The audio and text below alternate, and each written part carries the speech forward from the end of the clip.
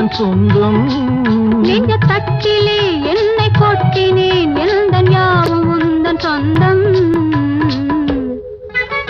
பொய்யிலே பிறந்து பொய்யிலே வளர்ந்த புலவர் பெருமானே, உண்மை புரிந்து கொண்டாள் உண்மை தெரிந்து கொண்டாள் இந்த பூவையர் குலமானே.